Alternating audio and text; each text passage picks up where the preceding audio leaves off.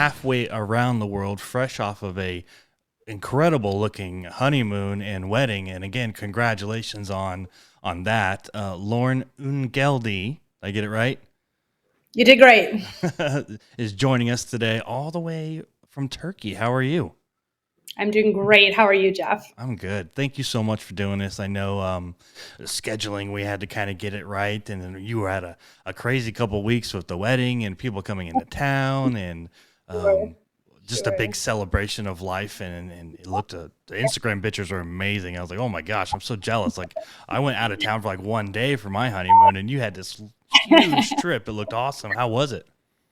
It was fantastic. So the wedding was actually on the Aegean Sea. And then for the post-wedding trip, we rented a car and just drove the coastline of the Aegean.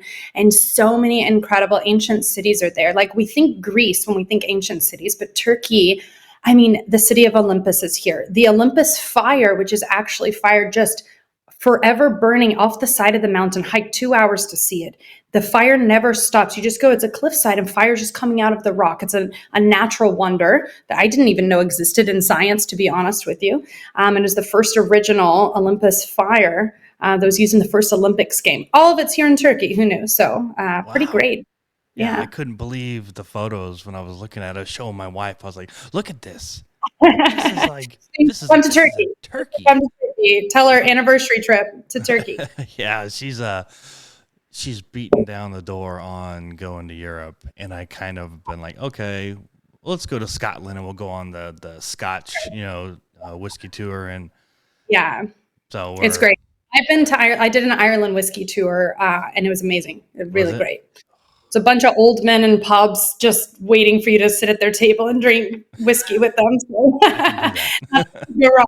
that. But this isn't. You live in Turkey currently, but this you've traveled all around the world, right?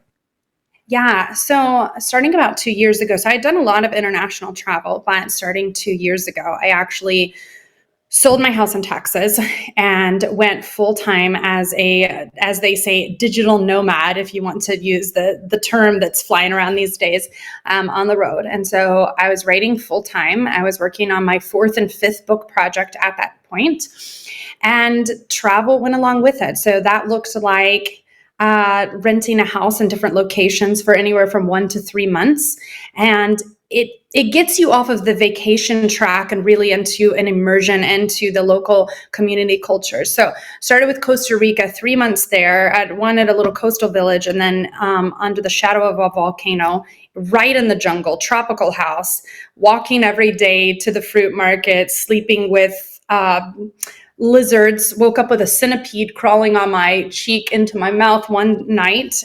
Oh, So lots of adventures, but then all through Portugal and Greece and all over Europe. And since then, spent some time in Africa and the Middle East as well. wow. So let's back up a little bit. And how did you become? When did it? When was the day, or how did it kind of say, okay, I'm going to start writing, and I'm going to move around the world? Yeah. So my first book, Legion Rising, was for a company commander in the Iraq War. You're good friends with him, Jeff Morris. And at the time, I was running a full-blown health and wellness nutrition company that was based in Tyler, Texas.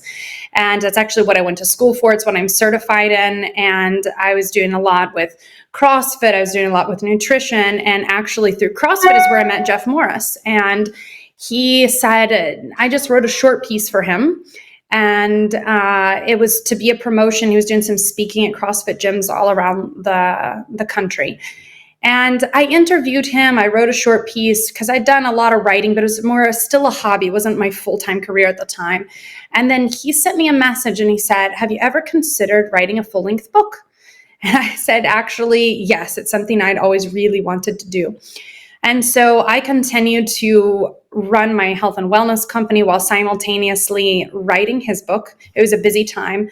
And that book did great. It took off. And ever after that, I just had a steady stream of referrals and networking that came about. And I became really a full-time ghostwriter. And I love what I do. So eventually that led to selling the health and wellness company. And then the adventure called. And I said, Nothing is tying me here to this city anymore. And it was a chance at a fresh start. And so traveled and wrote full time. And one of the most wonderful and exhausting years of my life, to be honest with you. Traveling is fantastic. But then also there's just the logistics of constant Oh yeah. moving around, of learning a new culture, new language. You learn a couple words, you get like a few things you learn to get by at the local market, and then you start over again in a new language, and so, but very rewarding, and for sure expanded my perspective on humanity and on me. I understood that the little bubble I grew up in, the worlds that we are used to, even in just take the United States, it's one small fraction of this earth. And there are humans living in all kinds of ways. They live, work, and play in many different ways than we're used to. And so it's humbling. It teaches you a lot. And it definitely expanded my perspectives in a way that I would never change. And I can't imagine not just the culture, but the laws. Like the Yeah, laws, the way they change, not just getting used to, in different countries' laws, but, comparing them to US law and then moving on to another one and then their laws. Like I can't, almost can't wrap my head around how confusing that could be. sure. Was that a big challenge too? Or was it is it not as, tedious as it sounds?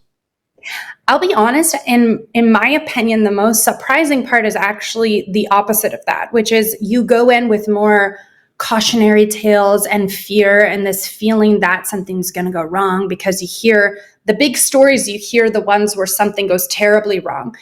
And I found that there's more relatable to the sweet woman in the tiny village of Costa Rica or in Africa or anywhere across the world than the differences there. And I found that places are more friendly than I had imagined them to be. But for sure, there's some things that are surprising. Like driving in Costa Rica, the mountain roads they call it the monkey trail, and they're very rough. They're very narrow. You're on the side of cliffs. And once I'm driving and I look to the side and there's a group of people around there and they're bent over, and this woman it's a dead body in the middle of the road.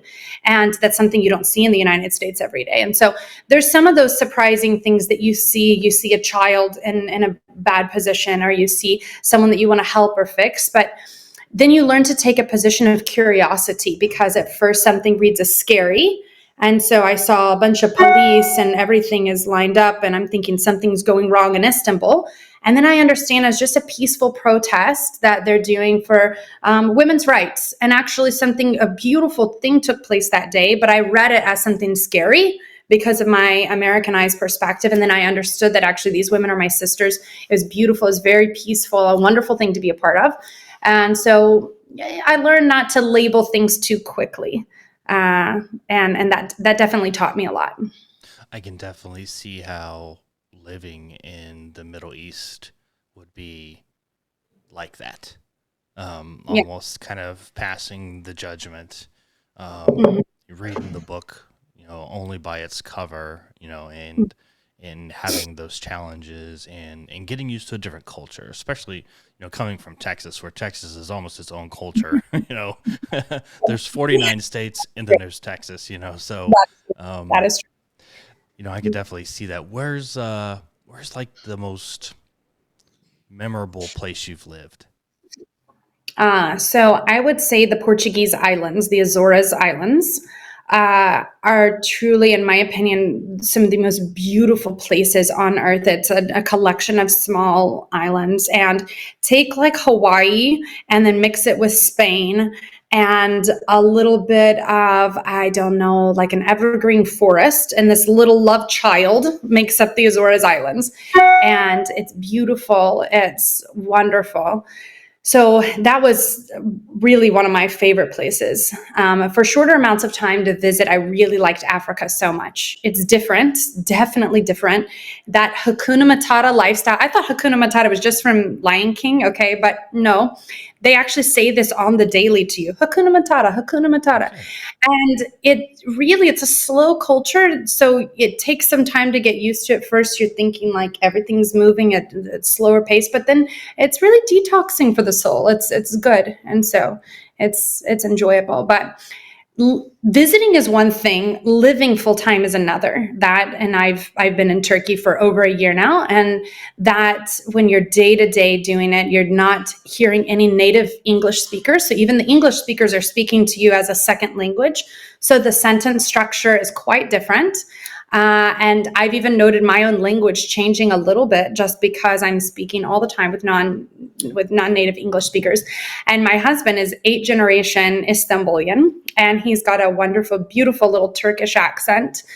But it creates some funny scenarios, right? Because he's saying something and he thinks he's being clear, and I'm hearing something totally different. So, like, we're up in the mountains and we're way by the Black Sea. And he turns to me and he says, "Babe, I want to do a rough thing." And I was like, "You want to do a rough thing?" And he said, "I want to do a rough thing." And I was like, "To me?" Oh, And he's like, yeah. "Why you?" And I was like, "To who? Like, who made you to them? Like, who made you angry?" He said, "Babe, I'm by a river. I want to do a rough thing." And I was like, "Why is the river making you want to do a rough thing?" And then I understood he's saying rafting, rafting. Uh, I want to do rafting, but in his Tinglish, as we call it, Turkish English, it sounds like rough ting. And I oh, do rough thing.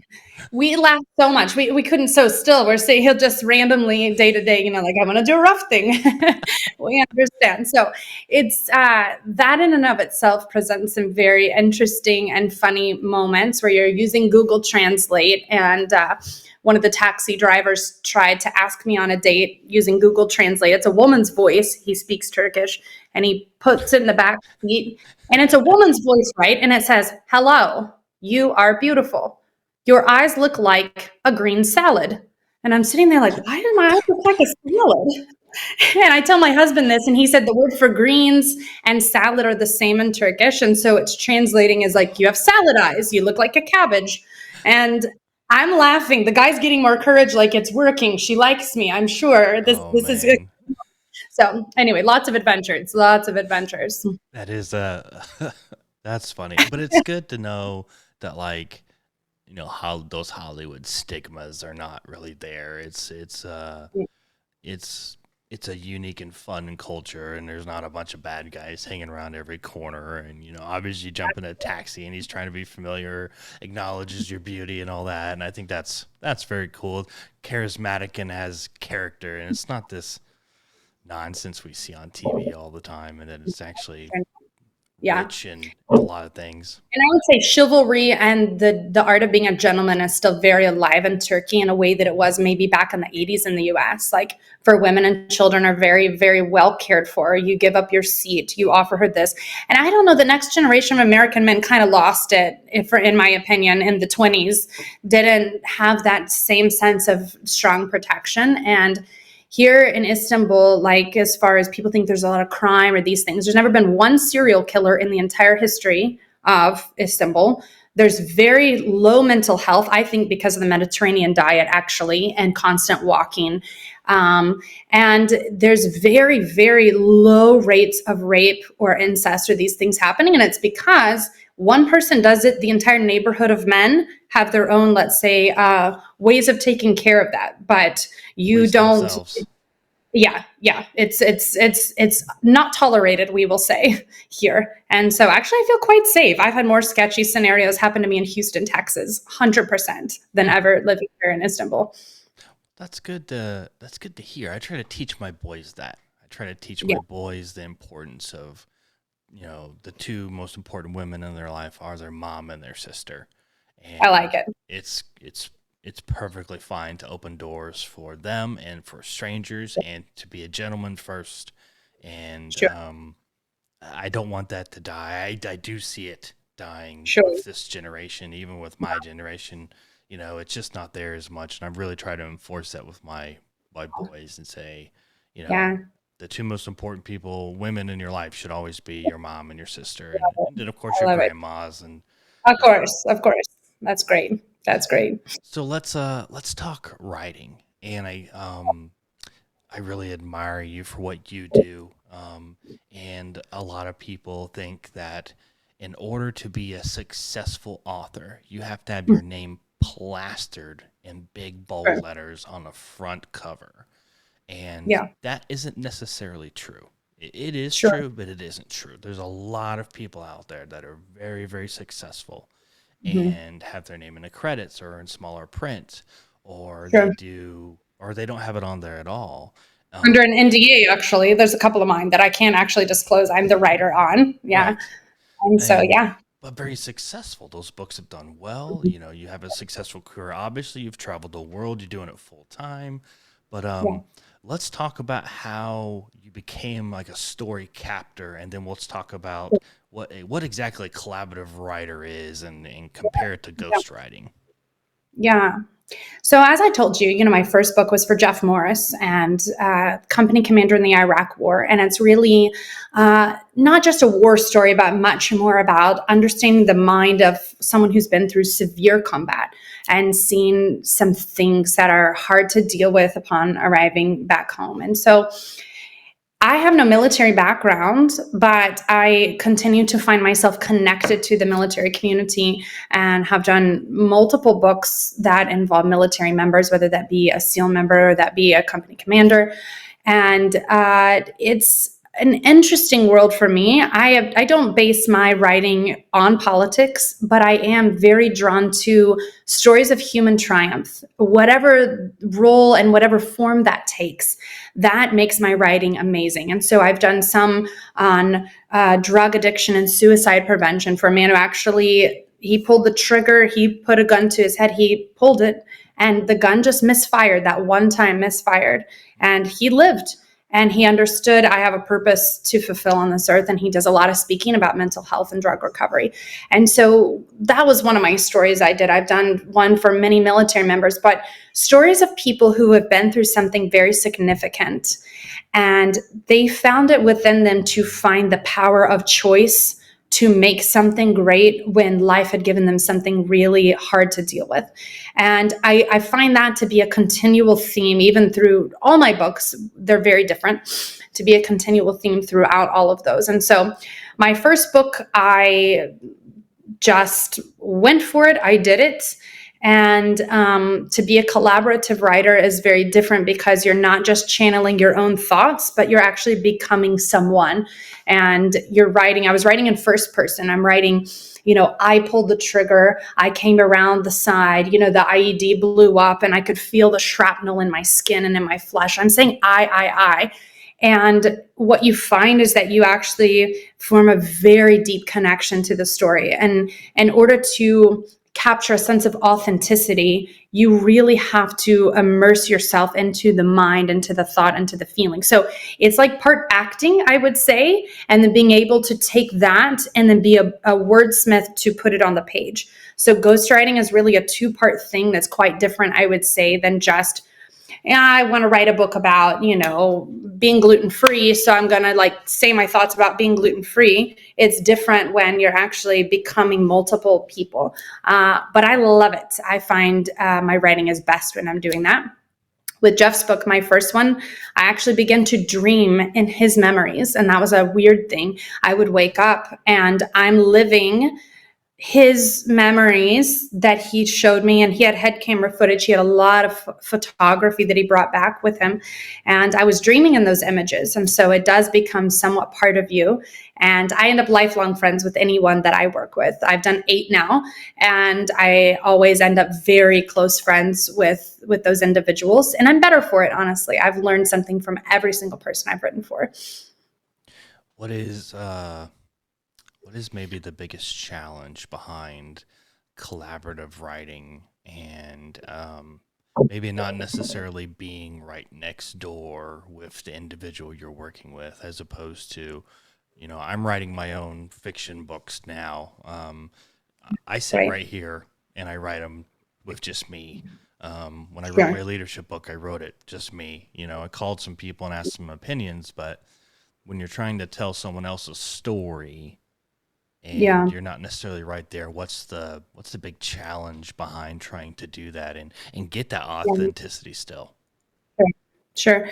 So I require that I spend in-person time with every single person I write for, and at least I spend a 24 to 72-hour stint just immersing myself in watching them, watching micro expressions, watching where their eyes move, watching how they're saying what they're saying. If they're a very famous media personality, so they have a radio show or they're on network television a lot, then I watch them continually. They're always in my ear. Every time I'm doing a CrossFit workout, every time I'm going for a long run, they are in my ear. So I hear the way they make jokes, the way that they talk, the way that they say everything. So in that sense, as I said, it's like becoming an actor, actress, where you're becoming a character. Because if I need to sound like a hardened military member, maybe my humor is not the same, let's say, as military memoirs where everything's an F word this and an F word that, and it's this and the ass and this and that. Like, it's colorful, let's say, and I have to become that. And so I learn their behaviors, their mind, how they work, and it's an immersion process. And so I do have to be in person with them. And then I am able to scope out the book. And then after that, we usually do weekly or bi-weekly interviews. Everything's recorded. And I walk them through just one section of the content, because most people don't know how to tell you their whole life story and draw it out in a way that will work for a book. A book is a long, long, long writing process, as you know. Yep. And it's not like writing an article. And so I'm able to very effectively create a safe space for them, ask them engaging questions, and then lead them through whatever section of the content that I need from them week to week until the whole project's done and finished. But it's involved. You can't just pull out a laptop and start. I do an immense amount of work on the front end just to capture their voice and authenticity. It's not just transcribing what they're saying. It's really bringing them to life and saying the things they don't actually know to say sometimes too. And when you're dealing with trauma, and I deal with a lot of very tough subjects, some with human trafficking, some with active combat, you have to really create space where you're listening. And then you also sometimes are saying the things that they're thinking and they're telling you with their eyes, but they don't know how to say it yet. And that is why they need a writer, is not to say just what they're saying, but to also say the things that they're trying to say. And it's a weight, though. It's a responsibility, because when you're dealing with a legacy piece, memoir, or you're dealing with someone's trauma, to speak for them, to become their voice, I don't take that lightly. Oh, yeah. I think there's nothing more weighty, actually. It's a huge weight, I feel, to do it justice. And I would say that's a hard part. And I feel when they read the manuscript for the first time and I get a phone call that says, "Lauren, I feel like you're in my head. You said the things that I've been trying to say for years, but I couldn't find the right words." Then I want to cry. It's a relief, because I've been carrying this weight of trying to do justice to their story. And so it's beautiful, but it is, I feel it until I birth it. It's like a pregnancy. And until I birth the project, I feel that weight on my shoulders. It's almost therapeutic for them to finally get Yeah, those things yeah, out without the absolutely. burden of trying to get it out, and it's almost it's a Yeah. beautiful thing, really. But my follow-up question to that is, when you're working with them, I'm assuming this is going to fluctuate your writing expectations of the individual. Mhm. How much of it is collaborative process, like as far as creativity and thought? How much of it is you expecting them to actually put words to paper? I've never had a single one of my clients write one word. I've written every single word. Okay. I've never actually had them do some. And so maybe I will have a project someday that actually they offer some. Sometimes maybe they have some emails they can send me, some journal entries they can send me.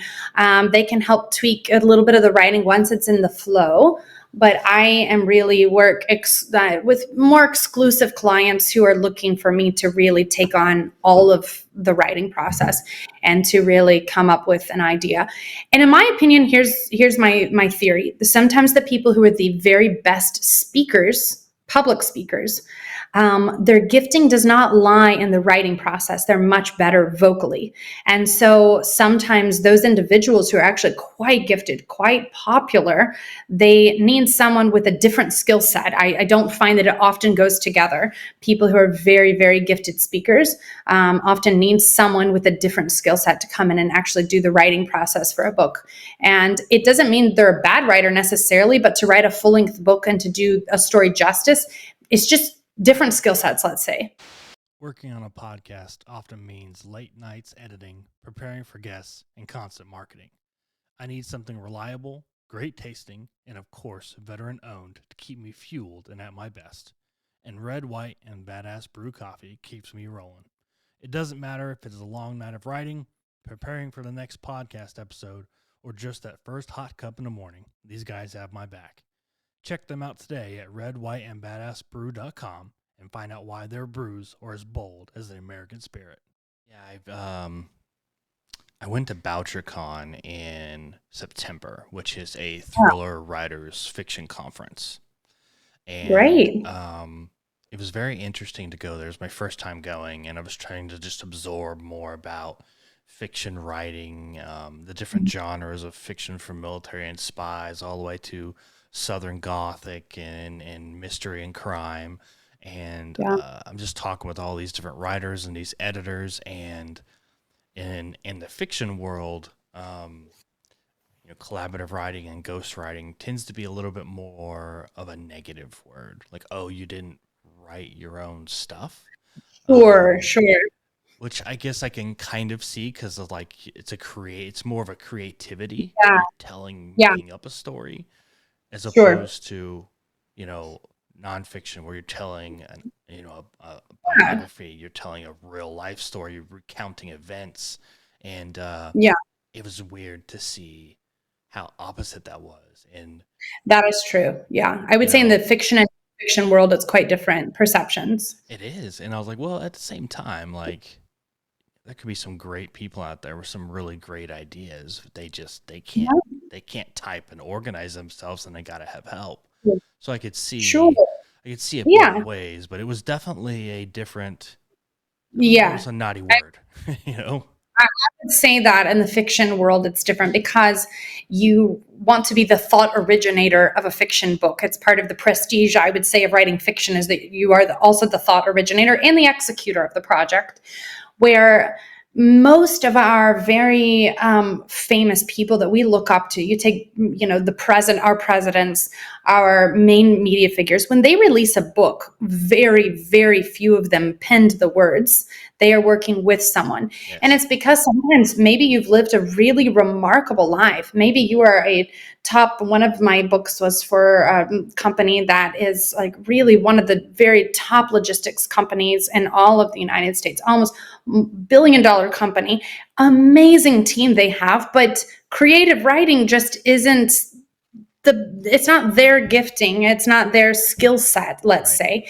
And so when you're writing memoir, when you're writing nonfiction, the same individuals that may be just rock stars in one area of life may not be your person to write 80,000 words on a page and it sound really good. And so I think it's kind of two different things. But I will say on the fiction, would be surprised to know that some of the most famous fiction authors, I know they're ghostwriters. Oh yeah. And there's a little ghostwriters anonymous groups that go around together. We know each other. We know who we're working for, let's say. And I know I've done all nonfiction so far, but some of my friends have done fiction. And so some of these big releases you see on New York Times that are done by your favorite author may or may not be written by your favorite author, let's say. I've So heard there's some a little of that. juicy rumors about some people that I was Yeah, just made my yeah, jaw drop, and I was like, "You've got to be yeah, kidding me." yeah. It's surprising, actually. It's It quite is. surprising. Yeah, It's really surprising. But yeah, on the other hand, like, when you're the president of the United States and you do 2 terms, it's 8 years, where people are writing every word you're saying. yeah. Yeah. you're not getting out of the White House and going and kicking back in a lawn chair and writing your memoir. You have no No, idea how to write. Somebody's no, been no. giving you the words for eight Yeah. years. You need help. So, Different skill set, different skill set. That's for sure. absolutely. Yeah. So, you have 8 books now. Is that including the really cool project you have coming out next? That is including that one. So I have two that are on my website right now. Like I said, some of them I'm under non NDAs, so I cannot disclose who I've written for. Legion Rising is out. It's on Amazon and it's readily available. It's on my website.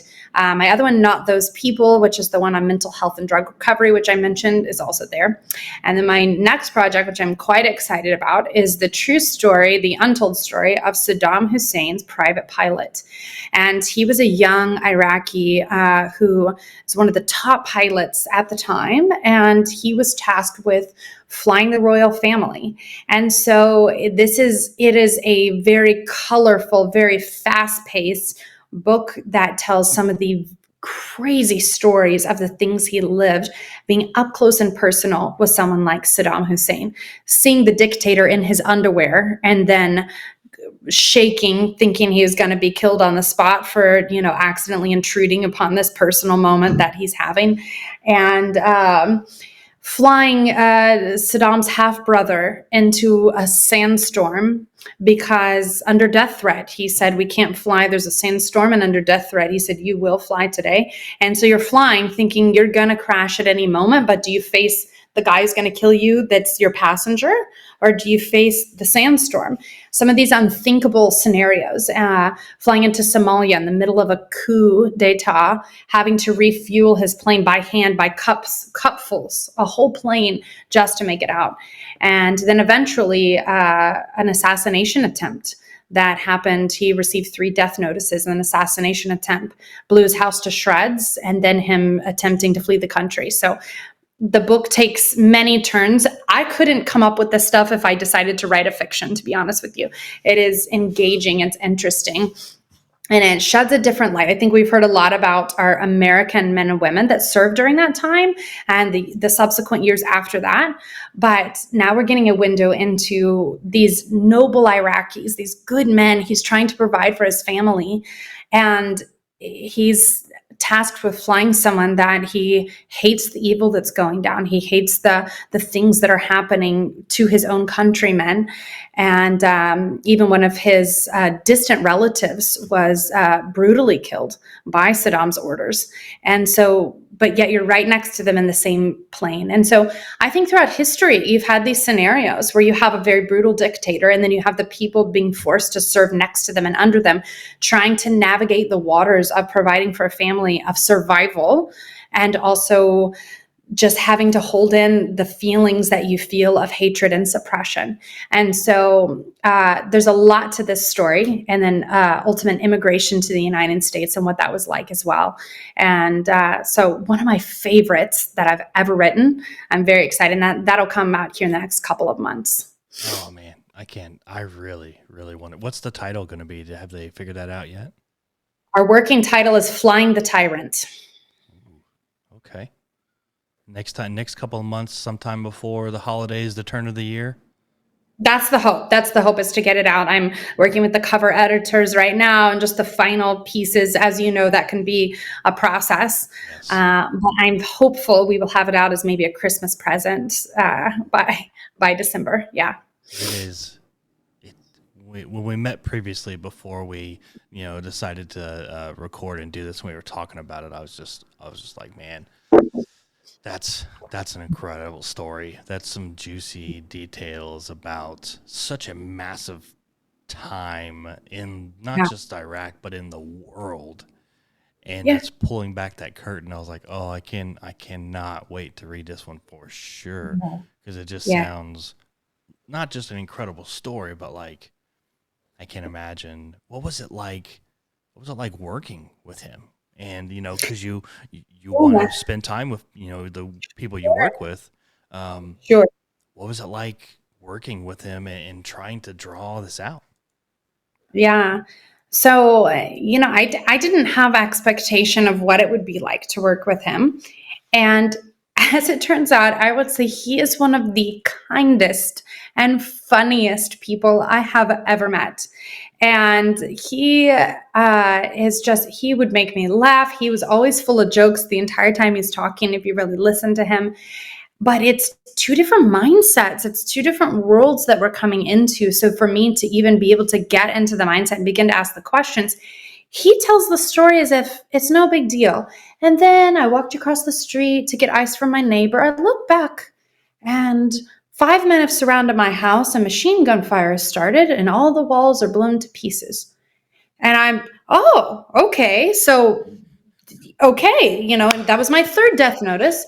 I got two deaths before then that was my third. And so calmly, it's his life. But what I will say that I've seen with working with different clients is that we do normalize anything we've been through. My men who've seen some really harsh combat where you're trying to hold the pieces of a human skull together and you're trying to save somebody's life, some very unthinkable things are normalized if you have been through them. And so for me, it's drawing out the extraordinary from him. And actually, I didn't even get to put all the stories in the book. There were so many to choose from so many crazy things that he lived. But the working process was great. And he would just randomly send me, he plays the piano beautifully. And so he just record himself playing the piano. He's like, this is to help your writing process. I just wanted to record a video. He's the kindest, gentlest soul ever.